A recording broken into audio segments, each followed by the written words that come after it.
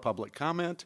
This is a time for members of the public to discuss or express concerns to the committee on any issue not limited to items on the agenda. Action will not be taken at the meeting on any issue not on the agenda, except by placement on the agenda by unanimous votes of the council members present. So I will open general public comment, and we have one speaker request, John Burke. Go ahead and go to the podium and give us your name, address, and... I'm John Burke. I live at 922 South Street. I've lived there for 45 years. If you look out your window here, you can see Dahl Tower. I can see Dahl Tower from the outside of my back window. I know the neighborhood pretty well, and we've got a big problem with skunks. I've trapped 6 skunks in the last 6 weeks. My neighbor, 2 houses down, went and got a trap. She trapped one, and that was the biggest skunk that the animal control person had ever seen. The guy over at the Roosters trapped 2 of them, so it's all neighborhoods. It's all right in the neighborhood there. And it's not my yard specifically because the neighbor's got a security camera that he's captured skunks on. 2 houses down is the neighbor that caught another skunk. The neighbor across the alley has seen a skunk walk right by the front of the house during the daytime. So there's a real problem, and I'd like the city to become, to help me, help us, help the neighborhood.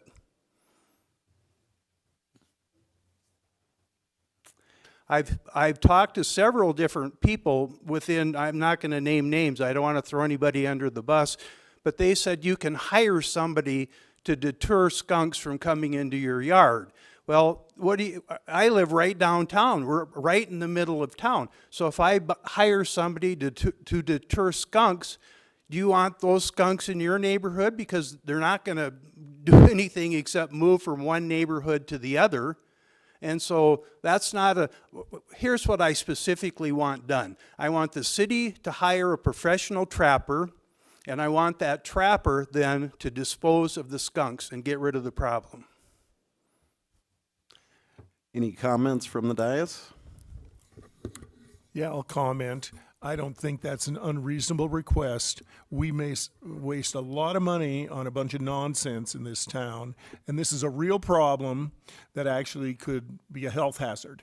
Yes, exactly. And I know as a person who had their house up by Pinedale skunked one time, I had to miss work for 3 days because it was so bad. So I think this is a problem the city should be willing to help you with. It's not an everyday occurrence, and I think we can certainly afford to help out a neighborhood in this case. So that's my opinion. Hopefully I'll have some consensus on that. Thank you. Thank you. Mr. Stroman, you have the floor. Thank you, Chair. What was your address again, John? 922 South Street. Live a half a block off West Boulevard. 1000 West Boulevard is kitty corner from our house, so that's where the boulevard takes a little creek right there. And I saw you on the news explaining this, and it does look like it's a real problem, especially if they keep coming. Has anyone been able to figure out if there's a den there or something where they're coming from? Are they coming down from Skyline, or do they have any idea? Well, KP Davidson is the animal control person, and he said he would do some investigating, but as far as I know, they haven't found anything. But there's got to be some den someplace that there'd be that many skunks around. Okay. And then, is this the first year it's happened? 2 years ago, we were sitting on our patio, and a skunk was going to walk right by us. And I have a fenced-in backyard, so the neighbors were over. It was going to walk right by us. And so it's not stopping in my yard specifically. It's traveling through. And again, the neighbor next door has security footage right with that skunk in his backyard. Geraldine Glanzer, who lives 2 houses down, now has a trap and has trapped 1. You don't catch them right now. Unfortunately, I've become an expert in skunk capturing, and I don't want to be that. So anyway, so I think once it warms up again, there's at least 1 more around because we've seen the tracks in the neighborhood. And once it warms up again, they're trappable. And so, and you had mentioned that you'd talked to several people already about it, and you didn't want to identify them, and that's fine. I'm just wondering, did you have any discussions with anyone from the urban wildlife committee, that we have an urban wildlife committee. I don't know if you knew that. I did not. But we have that. It's, I think they meet the first part of the month, and maybe you should check with the Parks Department to see if, when the next meeting is, and see if you can get some time there. Maybe someone on that committee has some ideas, because they deal with, I mean, all the urban wildlife. That's what they do. So, I mean, I guess I'd like you to check into that too, and meanwhile, we'll see what we can do. Well, to me, it's a simple thing. You're either for the skunks or you're for the constituents. I think that's a little too easy of a statement. Do you mind if I chime in here real quick? No. Okay, thank you very much. I'll give you a little backstory. You've lived there 42 years. I lived 45. I grew up about a block from there, and I remember skunks quite often when I was a kid, because our cats used to get sprayed occasionally. They'd come off of the hill. I have a constituent that he trapped 7 of them a couple of years ago up in North Rapid, and I have one that walks through my backyard constantly, and I know the reason it does is because I have neighbors on both sides of me that have dogs and leave dog food out, so it's easy food for them, and that's why they come. I will say one thing that is kind of concerns me. I know this is a problem. It was a problem for my constituents too, and they trapped them for almost 2 years before they went away. My concern, and I'll probably ask Jeff to chime in on this too, but my concern is as a city, if we do this for you, every other single person that comes forward, we're going to have to do it for, whether it's skunks, rats, chinchillas, turkeys, and I'm not trying to sound like I don't care, because I do. It just concerns me when we start going down this path of where it ends. So anyway, Jeff, if you could chime in, because I know this has been a problem around town quite often, and I'm not sure if we've ever done anything about it. Thanks very much. You are correct. We do get calls all the time from residents of Rapid City on a variety of things, whether they're bats or skunks or deer. Certainly a lot of deer calls. We do have the program, the deer harvest that we conduct once a year, but even that is limited in what we can do. Certainly if it's the desire of council for the city to go down this path and hire somebody, it would not be limited just to this one homeowner. It would have to be something that we would offer to other homeowners as well. Thank you very much. You Go know, ahead, the Bill. problem with skunks is that a huge percentage of them have rabies. And as soon as a pet gets bitten by a skunk and some kid in a family has to take rabies shots, that's As a going to be child, the I had problem. rabies shots 3 times. I wasn't smart enough to keep my hands off of wild animals. I was So I going to know what make that's that like. very comment. A skunk is a different sort of beast. I find less of a threat from the deer. If I slow down and I'm careful, I won't hit them. They won't kick my poodle to death if I keep the poodle safe. But a rabid skunk is a different sort of beast, and I think it represents a real health hazard to citizens. And I think we should be able to find a way to help out in this case. I'm going to tell you, if hunting skunks and you were able to go out and murder defenseless skunks like they do the deer, we wouldn't be having this discussion, because there'd be a bunch of people out there, advocates, who want to shoot things. So the reality is that that's driven by several forces, not just the fact that you might hit a deer or might eat your lettuce patch. So I'm with you. I think it's a different sort of hazard, and I think we need to address it as a city. And if we get more calls later, so be it. I think we can afford it, because it's worth paying for. Thank you. Thank you. Any other comments off of the? If not, I will close public comment, and thank you for showing up with your comments. Now we'll move on to consent items, items 1 through 22, and I will turn it over to Dale Tech. Thank you, Mr. Chairman. I'll speak to items 2 through 16, item 21, and then under non-consent items 23 and 24. So with that, I'll get started. Item number 2 is a professional services agreement for construction administration services for the Signal Drive and Kellogg Place Street project that'll get started this spring for reconstruction. That's up here on Star Village. Item number 3, professional services agreement, Bartlett and West, for some portable pumping. This is to help our water system redundancy. Last year, with the dry weather that we had a well go down. We didn't run out of water, but certainly we made us aware that we need to be have some additional redundancy in our system. So that's what this evaluation will provide us. Item number 4 is a covenant agreement for a property owner located out off Cheyenne Boulevard to locate conditionally a sign within a drainage easement. It's been evaluated by city staff and drafted through the city attorney's office. We recommend approval of this. Item number 5 is a stormwater utility abatement.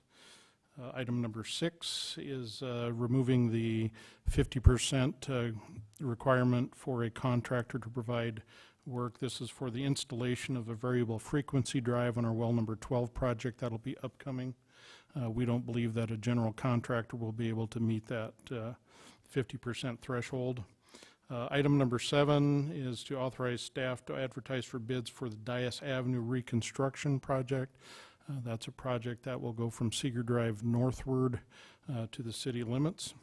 It's in pretty poor condition at this time. Significant drainage improvements will be done with that project as well. Item number 8 is a professional services agreement for a letter of map amendment, letter of map revision.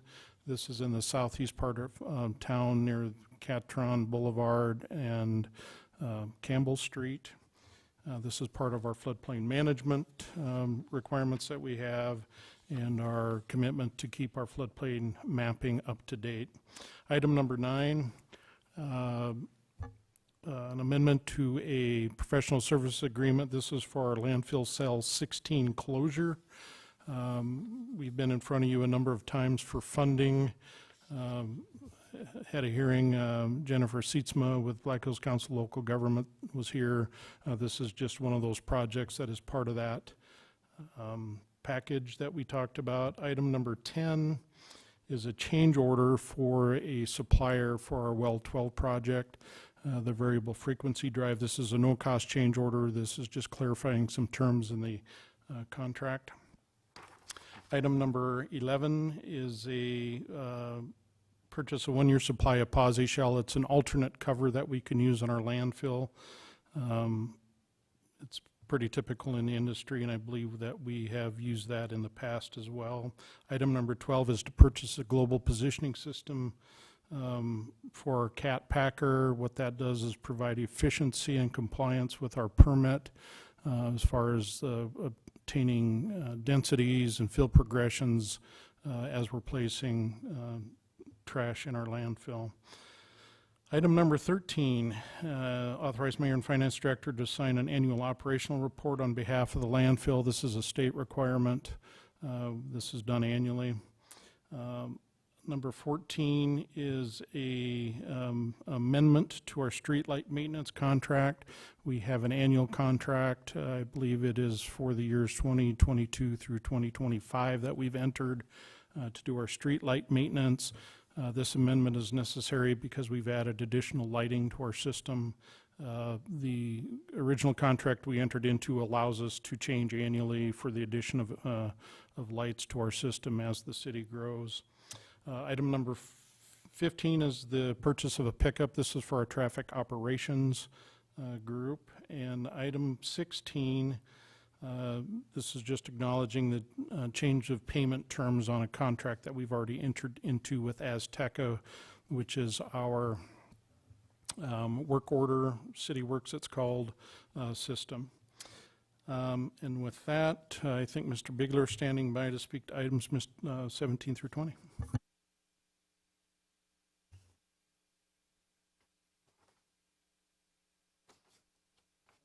Thank you, Mr. Chair. Item number 17 is a request to allow us to seek proposals for our annual fireworks display for the next 3 years, 3-year contract. Number 18 is requesting authorization to solicit a designer for our irrigation projects, 2 irrigation projects, one at Executive Golf Course and the other one at Star of the West Softball Complex. And it's our hope that by combining the design of both of these, we'll get a better price and a better product for the community. Number 19 and 20 are both equipment purchases. Number 19 is the purchase of 4 small riding mowers for the cemetery, and number 20 is a larger riding mower for the Parks Division. If I may, I'll return to item number 21. This is a request to extend a timeline for development engineering plan application. I believe this was previously extended for 90 days, and the applicant has requested another extension of 60 days. And I can't speak to items 22, but it looks like an appointment, and then that takes us to consent items, Mr. Chairman. Thank you. And do we have any questions on items 1 through 22? Go ahead. Back to that little lighting contract, what is the, when this is the amended, then what does the entire contract amount to? Do you have that handy? If you can bear with me just 1 second here, I think I can pull that up.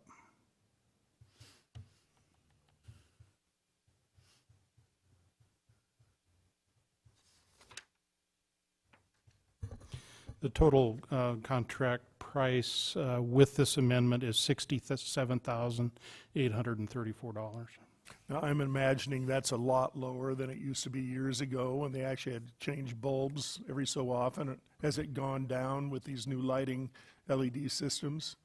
I won't say that it's gone down. Certainly it has stabilized. It's a fairly consistent price we've seen really over the last decade. But yeah, typically it's knockdowns and relamping, things that are burned out. So it's remained fairly stable.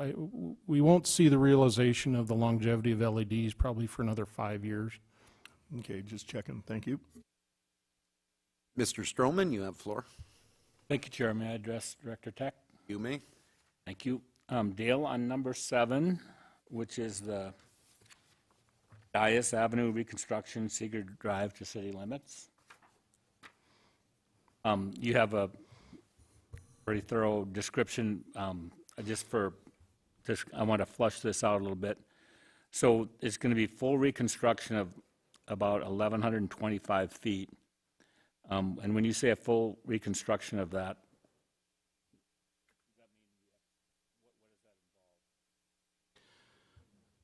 That will be a complete removal of the existing roadway, complete regrading of the subgrade. It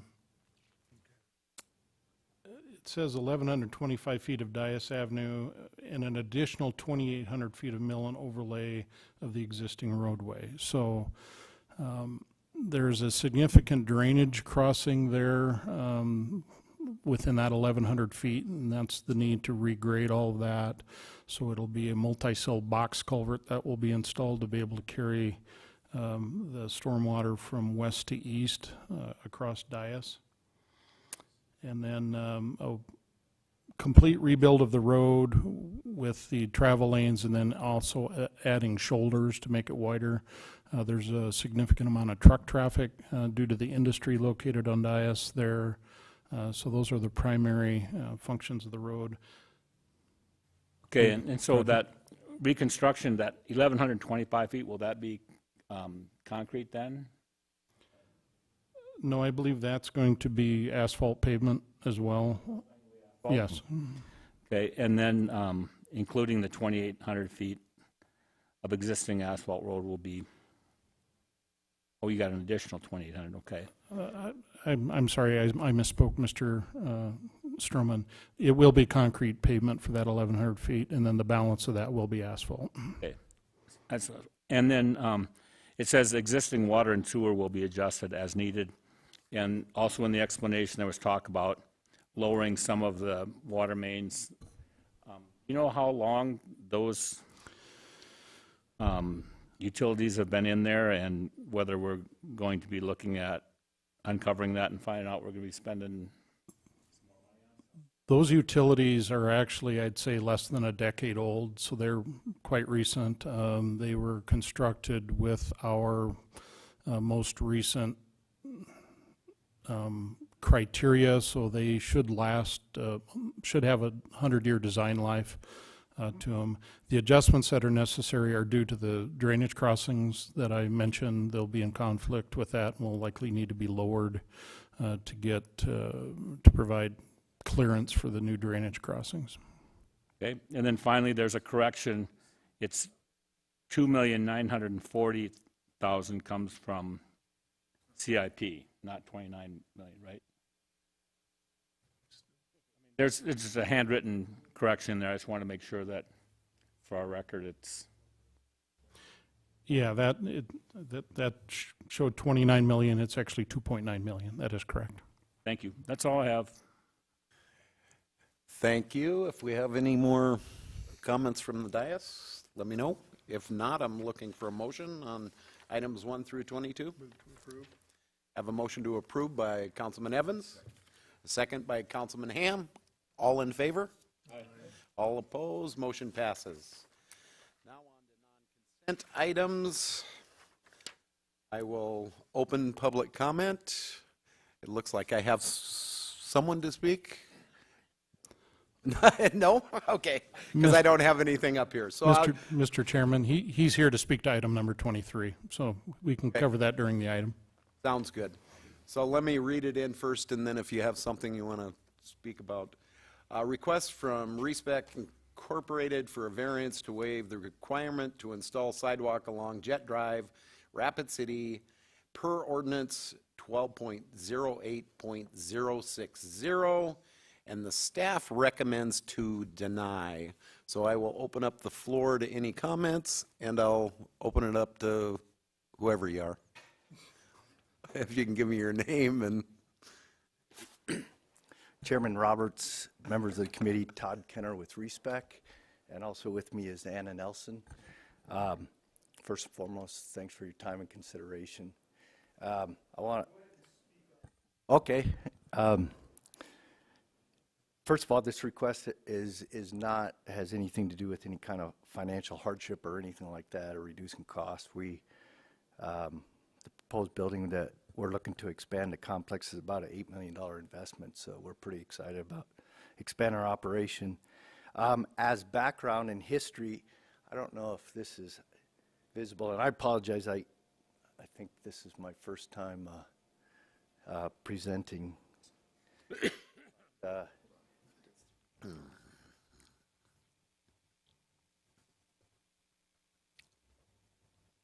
Thank you.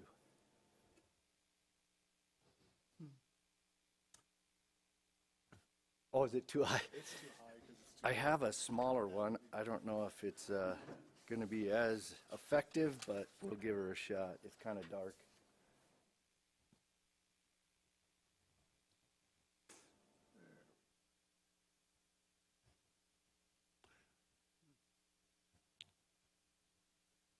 That'll work.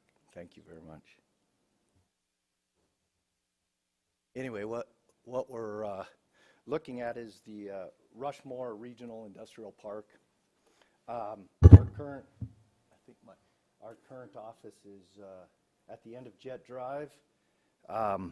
As background, in 1977, we were one of the first two companies that located out in the Rushmore Industrial Park. These are the two buildings. We used to be located right at Concourse, at what is now Elkvale. And that was in 1977. In 1981, we purchased the 12 acres at the end of Jet Drive, and we built our first building in 1981. In 1985, we again expanded that building, and then in 2012, we totally remodeled the entire complex. All during that time, you know, we've operated for 45 years out there. without any kind of sidewalk access, not only adjacent to our property, but anywhere within the entire industrial complex. Over the past 5-6 years, obviously there's been some change in stuff. Monument Health, which is right across the street, has purchased that, did a major renovation. Again, there's no sidewalks that exist adjacent to, across the street from us on Jet Drive, or any connectivity. There's no sidewalk or pedestrian access along Elkvale. Excuse me, I'm kind of leaning over and trying to do. And then on Jet Drive itself, that location right there is Kroll Concrete. The original building, I think, was built in 2017. It burnt down and again was reconstructed in 2019, and there's no sidewalks. The HVAC company right there expanded their parking lot, redid their drive without any sidewalks. Adjacent to that, Anderson Windows went out of business. Wind Supply, major plumbing contractor, or plumbing supply, expanded their yard, expanded the parking lot without any kind of sidewalk improvements. I think the challenge here is there's one piece of sidewalk in this whole complex, and it was built in front of the FBI. FBI bought the old Horizon building. I can't say why they didn't request a waiver or go through this process, but there is a piece of sidewalk there. The challenge we have is not the need of a sidewalk. It's just there's no connectivity to a major corridor on Elkvale or all the way through this, except for that one piece. When we did our major renovation in 2012, we actually built a half-mile walking path all the way around our property, which gets used often. Maybe not yesterday. It was a little chilly. And so, you know, we really, it's, you know, we can construct a sidewalk, but the concern I have is the intended use for that will never get used. I mean, it doesn't connect to anything. It doesn't take you anywhere. And I would respectfully, if our waiver can't be approved, I don't know if it, I'd like to make the suggestion that a covenant on the property that if 50% of the properties within the industrial park have sidewalks, we'd be happy to build one. But after 45 years out there, it's just, we've never seen pedestrian activity, and nor knowing the activity and the opportunity that's really taken place over the last 5 years, and not a sidewalk's been put in except for one of the smallest frontage properties.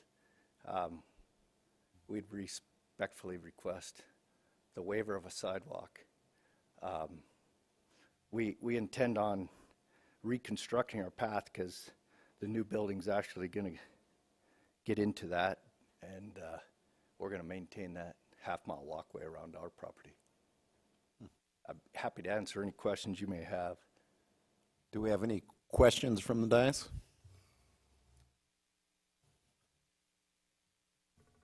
Well, I don't have a question, but I have a comment. I can see Richie out there chewing at the bit. He doesn't believe in giving waivers to sidewalks, and I kind of split them. I'm wondering why originally this was just industrial area was designed without them. And I know why the FBI put in a sidewalk, because everywhere else they go, it's probably required, so they just planned on doing it, because a lot of places won't give you that waiver. I know if it was Minneapolis or, you know, some of the suburbs, they wouldn't do that. So I don't know exactly where I am on this particular thing. I'm a little bit torn. I think it's frustrating for people when they see it being useless, but I also see that area to the north of the housing development eventually being filled in the next 5 to 10 years, and there's going to be more pedestrian traffic, and I think some kind of pedestrian walkway is going to be needed through that area, whether it's there or not now or not. So I got to tell you, I'm a little torn on this one, and perhaps today is not the day to force you to put it in, but something's going to have to happen in that neighborhood eventually, because the urban density, the residential density is getting to be more and more, and you are kind of linking two major areas together. So that's just what I wanted to say. Thank you. Thank you. Mr. Ham, you have the floor. I'm not sure if we have the right people here today, but is there someone within the city that knows the plans for whether there be a connection to Elkvale Road?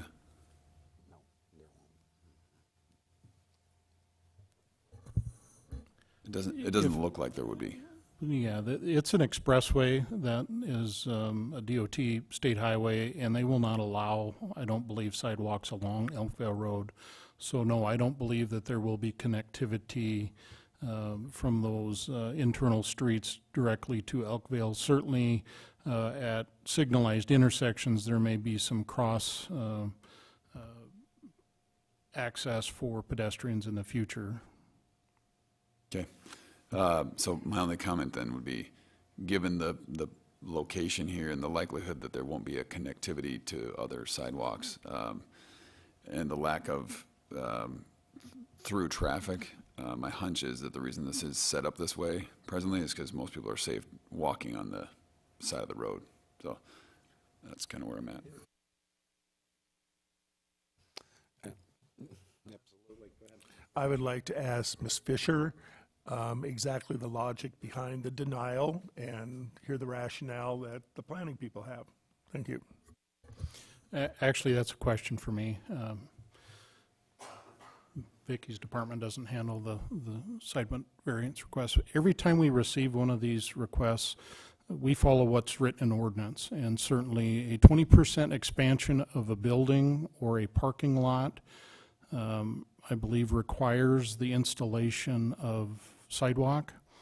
Mr. Kenner spoke about a number of remodels. A remodel does not trigger installation of sidewalks. In addition to that, we evaluate, okay, what type of road section do we have? Is it a urban section or is it a rural section? Obviously, the next item on the agenda is another sidewalk variance, and it is on a rural road section. There is nowhere to put the sidewalk. Certainly that ties into staff's recommendation. But simply following the ordinance, this property is required due to the building permit requirement, and there are no grade issues or other issues that a rural road would cause that would change the recommendation. So this is strictly going by the book. It is council's decision to make whether or not the sidewalk goes in here. That's why it comes before you every time. Anything else? Again, if Go there ahead, Greg. if I may, along with Councilman Evans' comments, you know, if there was, I don't know the instrument to do this, but you know, if there was an instrument that, again, put a covenant on, I mean, if there was a plan clearly that that provided the linkage with sidewalks, and the development you speak of is over a mile away, down and up and around, we'd be happy to do it. But I assure you, haven't been out there for 45 years. It's been a long time in coming, and our concern is throwing down a sidewalk for the foreseeable future, 5-10 years. Really, the intended use is never there. We've been in business for 54 years. We're not going anywhere, and be happy to put it in, at which time it really makes sense for the whole industrial park, whether that's a 50% or whatever benchmark that is. We're not opposed to the sidewalk. It's just, I don't think it'll ever get used for a long time. Thank you. Greg, you have the floor. Thank you, Chair. And I appreciate the Public Works Director's comments. He's gone down this road before us. Before his responsibility, I think, is to react to what the ordinance is. I mean, that's what he's advising us on. And he's always said it's council's decision. But he's doing his job by telling us what the ordinance is and what it requires. I feel like in this case, it's also part of it is the council's decision, and we are in a position to make an exception. And because of the specifics of this particular case and Mr. Kenner's comments, I'm comfortable in waiving the requirement, and that's where I'm going to come down on this one. Thank you. Thank you. Lance has got the floor first. Thank you, Mr. Chair. I would like to make a motion to approve the variance to waive the requirement. Okay, we have a motion and a second, but Mr. Evans has the floor again. This odd usage of what was formerly an industrial park concerns me. I've seen the Adventist church move out there. We've got this Little Friends Learning Center, and we got a lot of things happening that probably the planning people never thought would be ending up out there. And who thought the Adventist church would move from that nice building up in West Rapid to a warehouse kind of thing.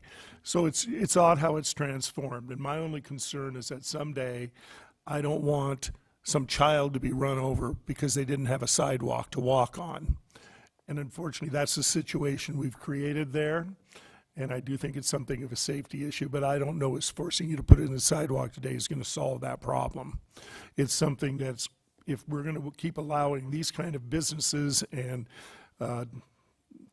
companies and churches and everything else to be located in these areas, that's a different set of concerns than we used to have for that particular zoning, and maybe it needs to be addressed somehow. So I just wanted to make that comment. Thank you. Thank you. If we have no other comments, we have a motion on the floor to approve the variance. The motion was made by Councilman Lehman, seconded by Councilman Ham. All in favor? Aye. All opposed? Motion passes. Thank you.